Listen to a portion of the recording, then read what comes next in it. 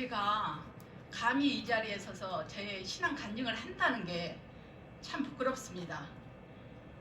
제가 처음 교회를 나가게 된 계기와 또 교회를 나가서 나의 신앙생활을 어떻게 했는가, 그 신앙생활을 어떻게 했는가를 말씀드리고, 지금은 변화된 모습에서 어떻게 하나님을 섬기고 하는 것을 제가 말씀드리겠습니다.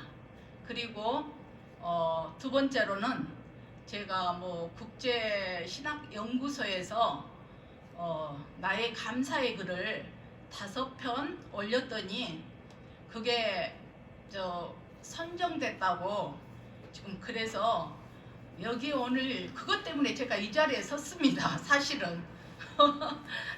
그래서 그 5편의 글을 제가 낭독해 드리겠습니다. 그러면 제가 제 신앙 간증을 부끄럽지만 말씀드리겠습니다. 나의 신앙 간증.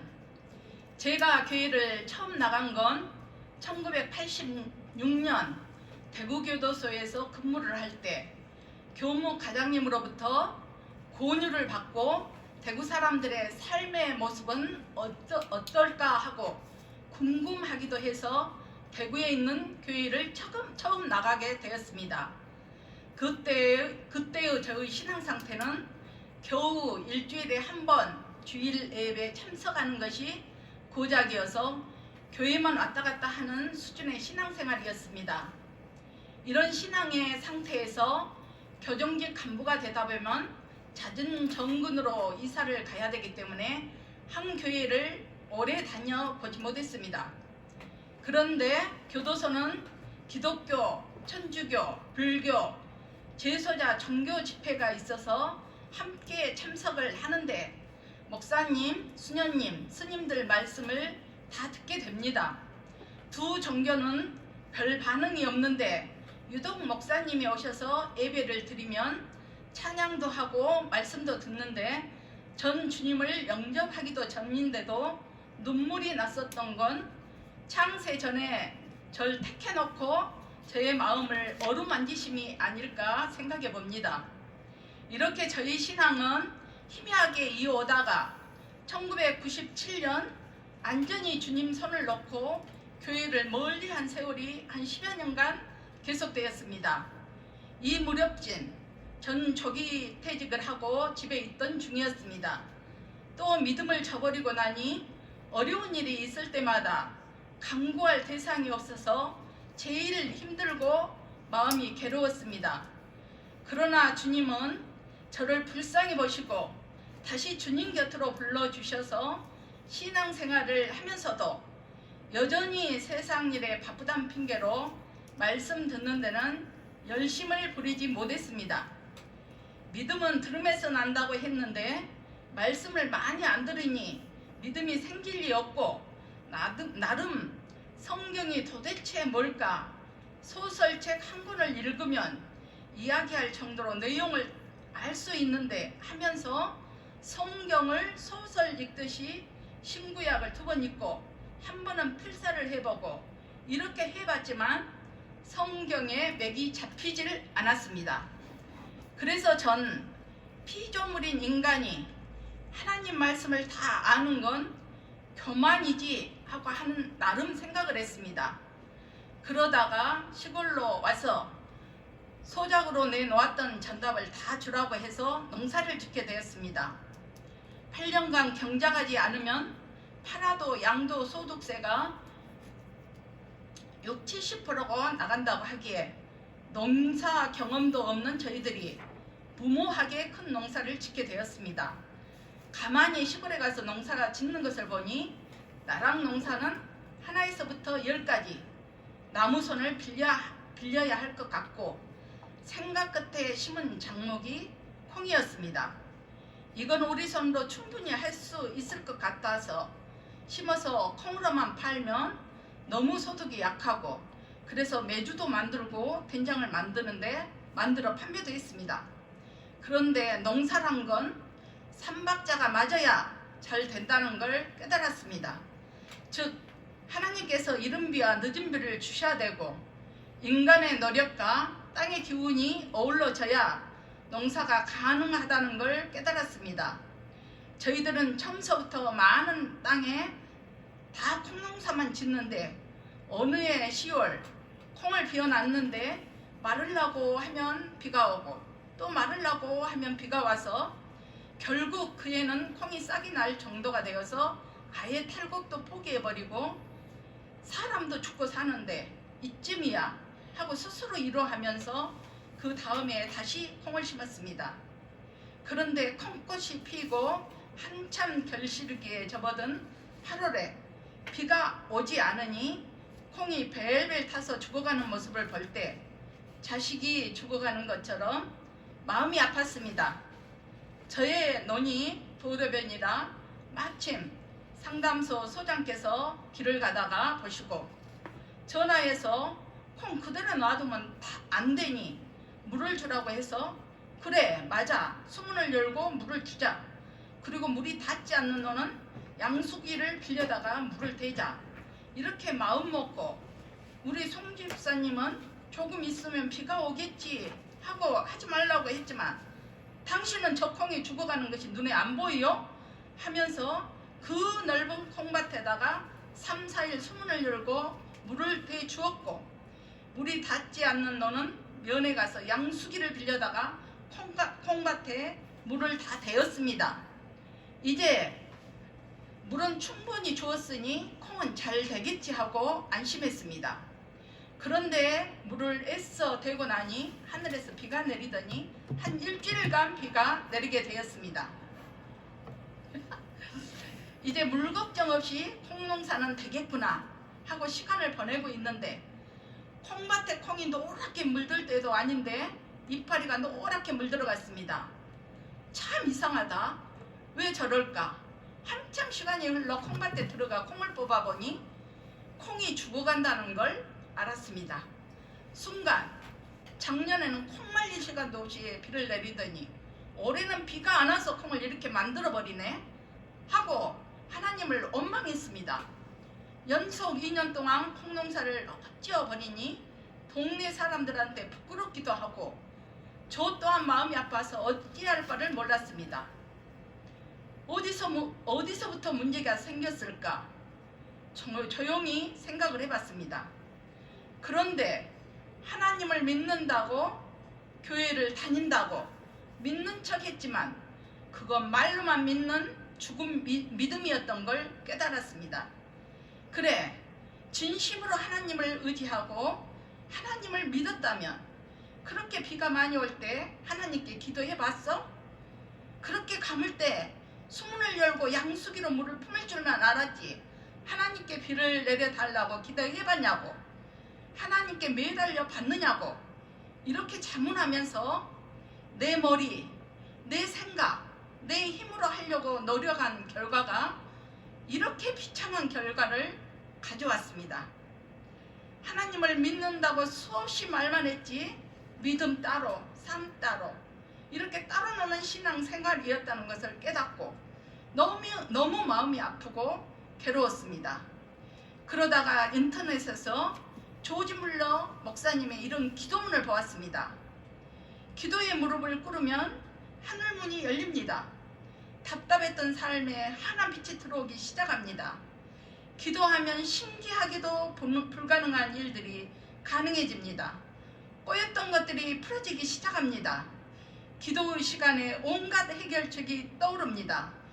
기도하면 신비한 섭리가 일어납니다. 이런 기도문을 읽는데 꼭 나에게 하는 기도문 같아서 결심을 하고 새벽 예배를 나가게 되었습니다.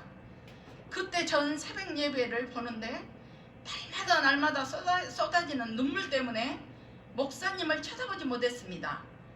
그런 새벽 예배를 3년 동안 다니는데 그렇게 새벽 기도를 다니면 우리 집은 망하지는 않겠다는 생각과 각 가정에 나같이 기도하는 사람 한 사람만 있어도 그 가정은 구원받겠다는 생각과 함께 미명의 새벽 예배길은 너무나도 즐겁고 기쁘고 참 평안을 주는 아름다운 길이었습니다. 그런데 이게 웬일일까요?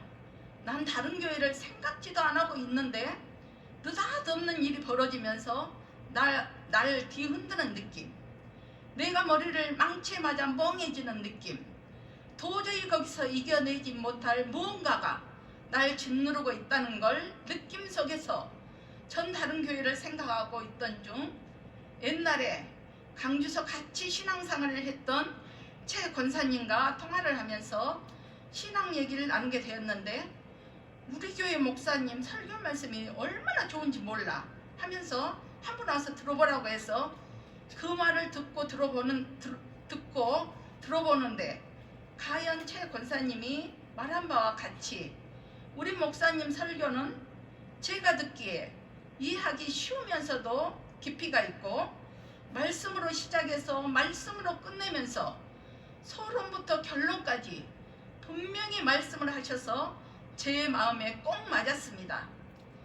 비록 집이 멀어서 공적 예배를 다 참석하지 못한 게 제일 아쉬웠는데 하나님께서 그 마음을 아셨는지 날마다 우리 목사님 말씀을 들을 수 있는 기회를 주시니 성경을 정확히 알고 주님의 참된 자녀로 살라고 이런 귀하신 목사님께 인도해 주신 걸로 알고 또한 성경을 배울 수 있는 마지막 기회라고 생각하면서 날마다 보내주신 말씀 감사한 마음으로 반복해서 듣습니다.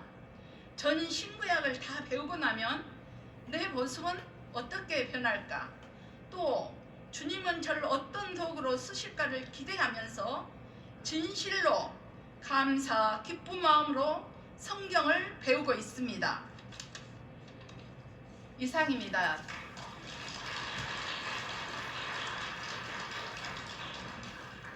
네, 이 두 번째는 우리 권현님 전도사님께서 연초에 느닷없이 저한테 국제신앙연구소에서 나의 감사의 글 이거 응모가 있는데 꼭 한번 응모해라고 하도 권유를 해서 제가 5편의 글을 올렸더니 전번 3월 30일인가 그때 나의 감사의 글이 선정됐다고 문자가 와서 또 막 기쁜 마음에 권현님 전도사님한테 알렸더니 꼭 저를 이 자리에 세웁니다. 그래서요 오늘 신앙간증도 하고 제가 5편의 나의 감사의 글 이게 제 신앙 고백이기도 합니다. 그래서 날짜별로 제가 한번 낭독해 드리겠습니다. 1월 20일 감사로 시작하는 365책을 받고 처음 써보는 나의 감사의 글. 교회와 집이 멀다 보니 새벽 예배는 아예 생각을 못했다.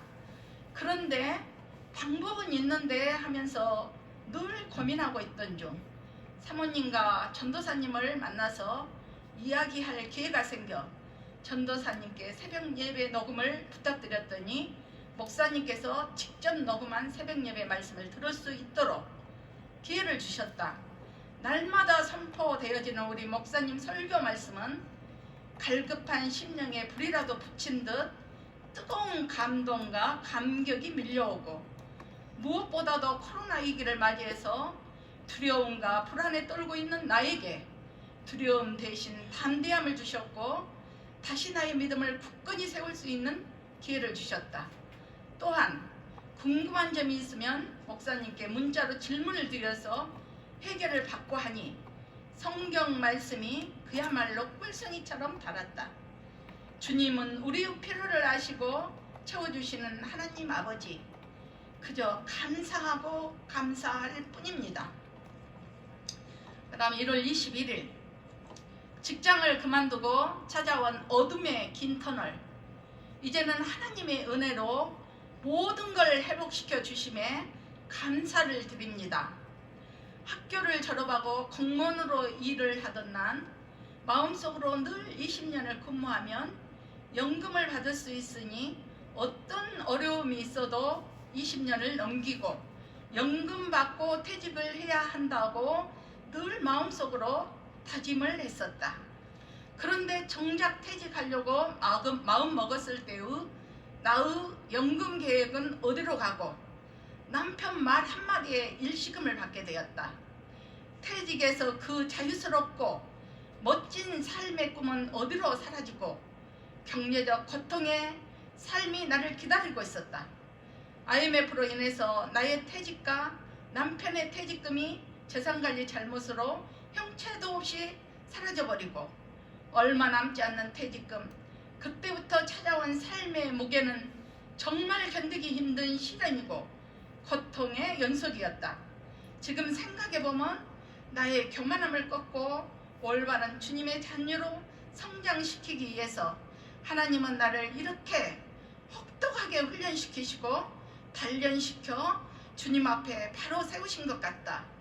어려운 시기를 지금만큼 하나님을 믿고 의지했더라면 훨씬 수월하게 이 길을 넘겼을 텐데 그때는 영적 눈과 귀가 열리지 못했고 그나마 다니는 교회도 그만두고 10년 가까이 쉬어버렸으니 하나님 없는 삶은 그저 근심, 걱정의 삶이요 평안이 없는 삶이었다.